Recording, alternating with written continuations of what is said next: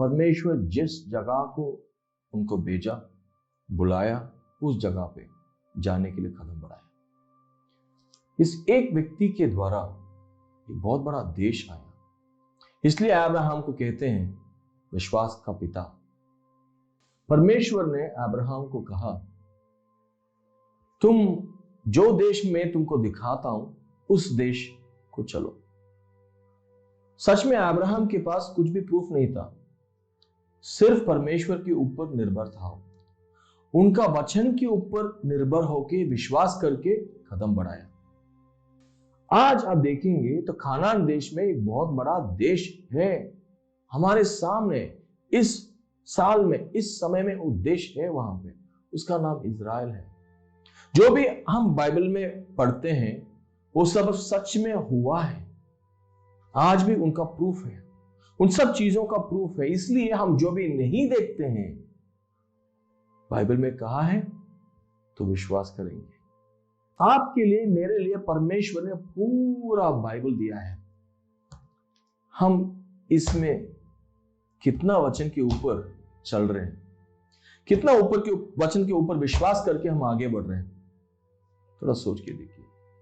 परमेश्वर ने अब्राहम को पीढ़ी को लेके एक बहुत बड़ा देश बनाया। नमस्कार, मेरा नाम है विनीत कुमार और मैं आपका स्वागत करता हूं वचन से वचन पर। अभी हमने उत्पत्ति की पुस्तक का अवलोकन किया है और अगर आपने किसी कारणवश नहीं देख पाया तो आप हमारे YouTube चैनल पर जाकर सिंपली बाइबल टाइप करके आप उसे देख सकते हैं। उधर तीनों एपिसोड आपको मिल जाएंगे। पास्टर जोस विक्टर बाइबल को सिखाने वाले एक व्यक्ति हैं, परमेश्वर के दास हैं, और वो देश विदेश जाकर लोगों को वचन के प्रति जागरूक करते हैं और उन्हें सिखाते हैं। जो लोग परमेश्वर में रिश्ता बढ़ाना चाहते हैं, परमेश्वर के साथ अपना रिश्ता अच्छा करना चाहते हैं, उसमें भी वो मदद करते हैं। अभी हम निर्गमन की पुस्तक में अवलोकन कर रहे हैं। आशा करता हूँ कि आपने पेन पेपर और अपना बाइबल ले लिया होगा और आप हमारे साथ बने रहिए, ठीक है, अंत तक, उत्पत्ति से प्रकाशित वाक्य तक आपको पूरा बाइबल का ज्ञान रहेगा।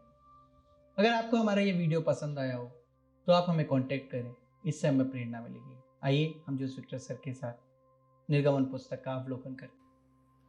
Praise the Lord. आप सबको यीशु मसीह के नाम से मैं अभिवादन करता हूं। हमने अभी उत्पत्ति का पुस्तक पढ़ के खत्म किया। अभी हम निर्गमन का पुस्तक में आ रहे हैं।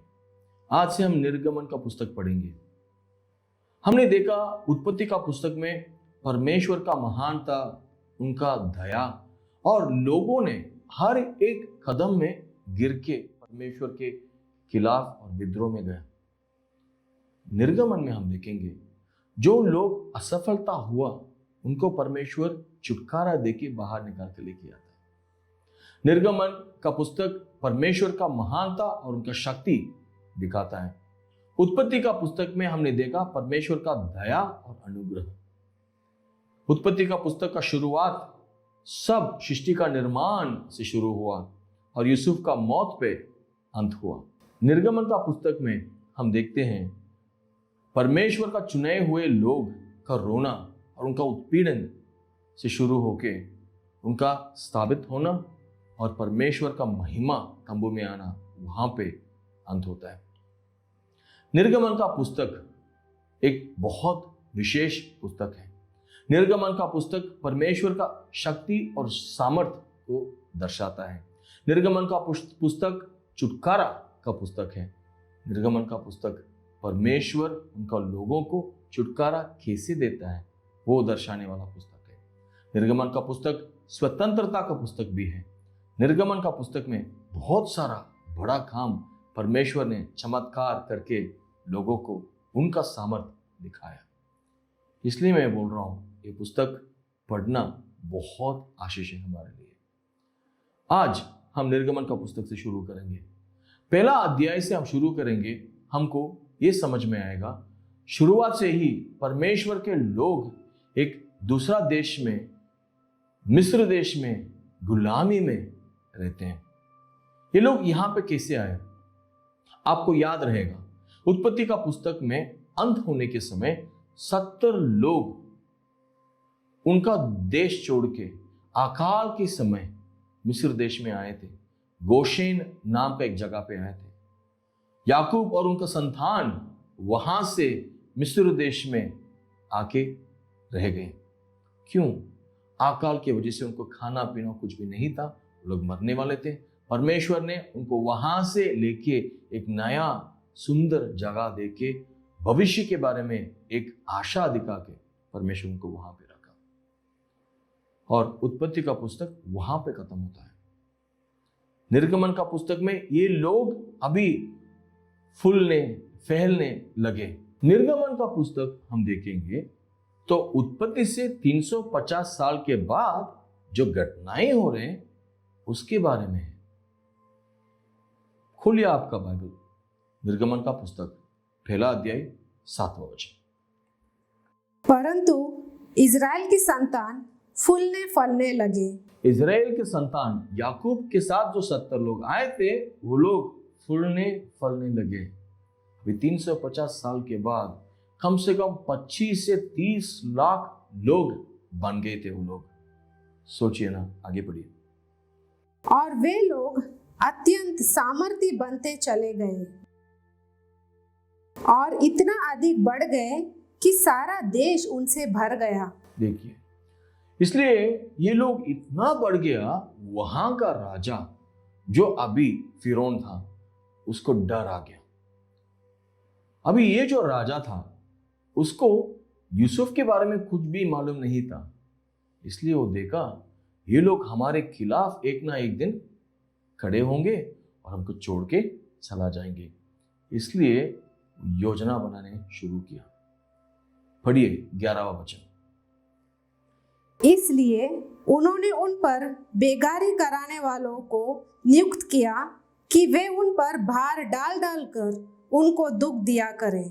भार डाल डाल कर उनको दुख दे सके ताकि वो लोग कमजोर हो सके, ताकि वो लोग नाश हो सके। यही योजना था। यहां पे आप देखिए, लोगों का दुख, लोगों का दर्द, लोगों का रोना। 350 साल के बाद जो राजा अभी है वो यूसुफ को नहीं जानता है। गया वो जमाना। हो सकता है अभी का समय में आज आप और मैं भी यही हालत में। हो सकता है आप यहां पे वैसी रोके, दर्द में, बोझ में बैठे हैं। मैं आज आपको बोलना चाहता हूं, जिसे हम एक पुस्तक पढ़ के जाएंगे, आपका छुटकारा का आशा आपको जरूर मिलेगा। ये मेरा वादा है। अभी हम 13वां वचन पढ़ेंगे तो आपको समझ में आएगा। तो भी मिस्रियों ने इजरायलियों से कठोरता के साथ सेवा करवाई। देखिए, इतना दुख में थे वो लोग, दर्द सहन नहीं पाया, वो लोग रोने लगे। निर्गमन का पुस्तक को हम 2 खंड से पढ़ सकते हैं। निर्गमन का पुस्तक में 2 खंड हम देख सकते हैं। पहला खंड में हम देखेंगे लोगों का रोना और परमेश्वर आके उनको कैसे छुटकारा देता है। दूसरा खंड में हम देखेंगे वही लोग यहां वहां भटकाने लगे और उसके बाद उनको परमेश्वर ने कैसे क्या सिखावट दिया और परमेश्वर का महिमा से उनको कैसे मिला। देखिए, ये 2 खंड हम पढ़ेंगे ना, हम उसको एक भविष्यवाणी के रूप से भी हम देख सकते हैं। निर्गमन का पुस्तक एक विशेष पुस्तक है, इसलिए हर बार हम पढ़ने के समय हम दिल खोल के उस पुस्तक को पढ़ेंगे तो हमारा छुटकारा का आशा हमको जरूर मिलेगा। ये पुस्तक का नाम निर्गमन का मतलब क्या मालूम है? विदा करना, दुख से विदा करना, बोझ को विदा करना, गुलामी को विदा करना, वही उसका मतलब है। परमेश्वर ने उनका लोगों को छुटकारा दिया, तब वो लोग विदा करके निकल गए, आशा में आगे बढ़ने लगे। वही है इस पुस्तक का सही अर्थ। परमेश्वर का महानता, परमेश्वर का सामर्थ, परमेश्वर का बड़ा हाथ इस पुस्तक में दिख के आता है। हमने देख सकते हैं ये राजा को इजरायली लोगों को देख के अच्छा नहीं लगा। वहां पे नहीं छोड़ा, ये सिर्फ काम बोझ बढ़ा के नहीं छोड़ा। क्या सोचा, क्या किया मालूम है? वो उसके बाद वहां पे रहने वाले दाइयों को बुलाया और ये बोला, आज्ञा भी दिया, इब्रानी औरत जब प्रसव में बच्चा पैदा करता है उसमें एक लड़का होगा तो उस लड़का को वहीं पे खत्म करने के लिए आज्ञा दिया। मगर उन दाइयों ने वैसा नहीं किया। उस समय मूसा पैदा हुआ और जीवित रहा। मूसा का मां ने ये देखा। उसके बाद एक दिन एक टोकरी में उसको रखा और नील नदी में उसको भेज दिया। थोड़ा सोच के देखिए, एक मां उनका बेटे को जीवित देखता है मगर उसको पालन करने के लिए उनको नहीं हुआ, मगर वो नील नदी में मूसा को रख के भेज दिया। अभी यहां से परमेश्वर का काम आपको दिख जाएगा। नील नदी में उस समय राजकुमारी फिरौन का बेटी नहाने के लिए आई थी। उसने ये बच्चा को देखा, मतलब टोकरी को देखा और बच्चे को उठाया और पसंद आया उसको, मगर उसका पालन करने के लिए सोचने के समय उसको दूध कौन देगा, उसको कौन संभालेगा। तब मूसा का मां को मौका मिला मूसा को पालने के लिए। देखिए परमेश्वर का काम। फिर उन्होंने क्या सोचा, वहां का बच्चों को मारने के लिए, और उनका घर में ही परमेश्वर उनका चुना हुआ व्यक्ति को पाला। परमेश्वर महान है। परमेश्वर का काम कोई किसी तरीके से रुका नहीं सकते। ये आपको मैं बोलना चाहता हूं। देखिए फिरौन का बेटे ने इस बच्चा को पाला, उसकी वजह से मूसा सब चीज में, एक राजा का घर पे एक बच्चा बड़ा होगा तो क्या क्या सीखा होगा, वैसे ये भी बढ़ गया। और चिकित्सा में, वास्तुकला में, वनस्पति विज्ञान में मूसा आगे था।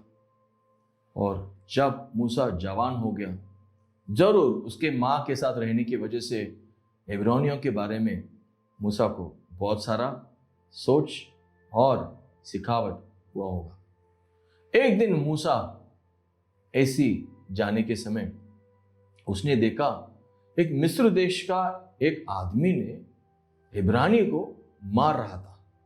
तब मूसा ने जब कोई नहीं देखा, उस समय वो मिस्र देश का व्यक्ति को पकड़ा, उसको खत्म कर दिया और छुपा दिया, मगर बात तो बाहर निकल गया।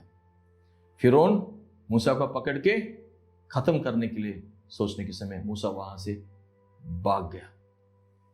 अभी इस समय मूसा का उम्र 40 था। देखिए परमेश्वर ने उनका लोगों का रोना सुन लिया। परमेश्वर हमको जानते हैं, हमारा नाम जानते हैं और हमारा आवाज भी सुनते हैं, क्योंकि परमेश्वर जीवित है। परमेश्वर ने अब्राहम के साथ उनके साथ एक वाचा बांधा। उस वाचा के अनुसार परमेश्वर ने बोला था, तुम्हारा वंशावली आने वाली पीढ़ी एक समय, मतलब 400 साल के बाद गुलामी में रहेंगे और मैं उनको मिलूंगा और उनको मैं बचाऊंगा। उस समय आ गया। अभी मूसा ने क्या किया, परमेश्वर ने मुझे चुना है बोल के सोच लिया होगा, समझ लिया होगा, परमेश्वर ने दिखाया होगा और उनका मां ने उनको सिखाया होगा, सही है ना। और मूसा ने उनका खुद का हाथों से ये काम लेके गड़बड़ी कर दिया। हम भी वैसे ही करते हैं बहुत सारे समय। परमेश्वर जब हमको बुलाते हैं, उनका योजना हमको दिखाते हैं, तो हम क्या करते हैं, उसको परमेश्वर के समय तक धीरज नहीं रखते हैं। हम कुछ ना कुछ हमारा हाथ में लेके कर लेते हैं, उसकी वजह से गड़बड़ हो जाता है। वही हुआ मूसा का जीवन में भी। मगर परमेश्वर मूसा को वैसे ही ना चुना। अभी मूसा ने क्या किया, वहां पे मिद्यान देश में पहुंच गया। वहां पे मूसा एक गडरिया बन गया और एक मिद्यानी लड़की के साथ शादी भी किया। अभी आप देखेंगे तो हम में कहीं इस जगह पर है, परमेश्वर ने हमको उनका योजना दिखाता है, हमने उससे लेकर कुछ गड़बड़ कर देते हैं। पर परमेश्वर ने हमको ऐसी नहीं छोड़ता। परमेश्वर हमको बचा के रखता है और हमको तैयार करता है उनका बड़ा उद्देश्य के लिए। वैसे ही हुआ मूसा का भी जीवन में। एक दिन मूसा भेड़ बकरी को ऐसा संभाल के आगे जा रहा था, तब दूर से एक असामान्य दृश्य देखा। वहां एक झाड़ी में आग देखा, लेकिन विशेष बात यह है वो झाड़ी भस्म नहीं हुआ। वही बात है। सो मूसा ने देखा और कदम बढ़ा के आगे गया। तब परमेश्वर ने मूसा के साथ बात किया। यहोवा ने मूसा के पास उनका शब्दों से बात किया और परमेश्वर ने उनका उद्देश्य प्रकट किया। बोला मूसा को, लोगों का रोना मैं सुन लिया, अभी उनको छुटकारा देने का समय आ गया, अभी गुलामी से स्वतंत्रता देने का समय आ गया। मैं तुमको चुना हूं, तुमको मैं भेजने वाला हूं। इसलिए मैं बोला था ना, ये पुस्तक बहुत इंटरेस्टिंग पुस्तक है। परमेश्वर उनका लोगों का छुटकारे के बारे में एक व्यक्ति से बात करता है और मूसा भी परमेश्वर का आवाज सुन पाया। एक बहुत असामान्य दृश्य को देखा, बहुत बड़ा बात था। हाँ, मगर मूसा ने क्या किया? बोला मैं किससे जाऊं? ऐसे ही है ना, बहुत बार परमेश्वर हमको भी बुलाता है कुछ काम करने के लिए। हम क्या सोचते हैं, अरे मेरे से नहीं होगा, मेरे पास पैसा नहीं है, मेरा माँ बाप को कौन देखेगा, मेरा बीवी बच्ची को कौन देखेगा, अरे मैं तो अनपढ़ हूं, ये सब चीज मुझसे नहीं होता है ना। मूसा भी वही किया। मालूम है, पहले मूसा ने कदम बढ़ा के हाँ मैं जाऊंगा नहीं बोला। ऐसा मौका बहुत सारे लोगों को मिला बाइबल में। पहले अब्राहम के पास परमेश्वर ने बात करने के समय अब्राहम ने क्या बोला, मैं हूं यहां, मैं आगे जाता हूं। और आइज़ाया के पास परमेश्वर बात करने के समय वो भी क्या बोला, मैं हूं यहां और मुझे इस्तेमाल करो। मूसा के पास परमेश्वर बात करने के समय मूसा ने क्या बोला, मैं हूं यहां लेकिन हारून को आप इस्तेमाल करो। यही करते हैं हम कभी कभी। पर परमेश्वर है ना, उनका चुनाव को बदलता नहीं है। परमेश्वर जिनको चुनाया है उनको इस्तेमाल जरूर करता है। हमको लगेगा हमने ये सब चीज किया है, ये सब चीज के लिए हम लायक नहीं है, हम कामयाब नहीं है, मगर परमेश्वर हम जो है उसको देख के हमको नहीं बुलाता है। हम जो बनेंगे उसको देख के परमेश्वर हमको उनका काम के लिए बुलाते हैं। परमेश्वर ने आपको उनका काम करने के लिए बुलाया, तो आज ये समझ लीजिए, अभी तक आपका जीवन कुछ भी होने दो, और आगे जो बनने वाला है उसको देख के ही परमेश्वर आपको बुलाया है। आप उसके ऊपर विश्वास करो। परमेश्वर सर्वज्ञानी है, उनको सब कुछ मालूम है। इसलिए मैं आपको ये कहना चाहता हूं, परमेश्वर आपको बुला रहे हैं तो आप तैयार हो जाइए। बहुत बार ऐसा भी करते हैं हम, परमेश्वर ने काम के लिए हमको बुलाया तो उस काम के बारे में सोच के रहते हैं, अच्छा है, पर परमेश्वर जब तैयारी करता है वो काम के लिए, उस तैयारी में हम परमेश्वर के साथ नहीं देते। मैं आज आपको उत्साहित करना चाहता हूं, परमेश्वर आपको तैयार करने के समय आप दिल से परमेश्वर के साथ आगे बढ़िए। अभी क्या हुआ, परमेश्वर ने मूसा को फिरौन के पास भेजा। अभी से ये पुस्तक और बहुत इंटरेस्टिंग होने वाला है। परमेश्वर ने वहां पे मूसा को फिरौन के पास भेजा, मगर फिरौन ने मूसा का बात नहीं सुना। कौन है यहोवा, उसका बात मैं क्यों सुनूं? कभी कभी परमेश्वर के बारे में हम बोलने के समय वही बोलेंगे लोग, और परमेश्वर ने ये कहता है, परमेश्वर ने ये करना चाहता है बोलने के समय लोग हमको तुच्छ समझते हैं। वैसे ही फिरौन भी मूसा को बहुत तुच्छ समझ लिया और परमेश्वर को भी बहुत कम तरीके से तुच्छ समझ के बात कर लिया, और परमेश्वर के लोगों के खिलाफ खड़ा हो गया, मूसा के खिलाफ खड़ा हो गया। अब परमेश्वर खुद वहां पे मौजूद होके उनको हाथों से परमेश्वर चमत्कार का काम करने लगा। परमेश्वर ने उस देश को और फिरौन को न्याय करने लगा। 10 विपत्तियों आपने सुना होगा, हमने पढ़ा होगा। देखिए, वो सब विपत्तियों परमेश्वर करने के समय परमेश्वर ने न्याय कर रहे थे। उस देश में लोग अलग अलग चीजों को देवता मान के रख दिया, उसको आराधना भी करते थे। मगर यहां पे इजरायली लोगों को सच्चाई परमेश्वर के पास यहोवा को आराधना करने के लिए वो लोग नहीं छोड़ रहे थे। फिरौन ने नहीं छोड़ा, उसकी वजह से परमेश्वर ने उनको दिखाना चाहता था। देखिए, पहले क्या हुआ। पहला विपत्ति यह था, नील नदी का पानी पूरा, और जो जगह पे वहां पे पानी था उन सब जगह पानी खून बन गया था। और उसके बाद मेंढक का आना हुआ, सब जगह पे मेंढक बढ़ने लगा। और उसके बाद तीसरा विपत्ति यह था, सब जगह पे कुटकियां से भर गया, सब जगह कुटकियां से भर गया। उसके बाद मक्खियों आए थे, और उसके बाद पशु पर बीमारी आना, उसके बाद हर एक व्यक्तियों और जानवरों के ऊपर फोड़ी आया, और उसके बाद ओला से फसलों का नाश हुआ, और जो भी बचा था उसके बाद वो फसलों भी टिड्डियों की वजह से विनाश हो गया। फिर सब जगह पे अंधकार फैल गया। उसके बाद पहला बच्चे, मिस्र देश में हर एक घर पे पहलौता बच्चे मर गया। हर एक परिवार में एक मृत्यु हुआ, हर एक घर में दुख हुआ। मगर इजरायली लोगों के घर पे कुछ भी बुरा नहीं हुआ। परमेश्वर जब जिन लोग परमेश्वर के लोगों के खिलाफ खड़ा होते हैं, उनके सामने करके परमेश्वर खड़ा होने के समय यही होता है। लोग कुछ भी बोलेंगे, कुछ भी करने के लिए हमको डरावनी भी देंगे, मगर परमेश्वर जब मौजूद होकर काम करता है तब यही होता है। और लोग डराते हैं किसको? परमेश्वर का लोगों को डराते हैं।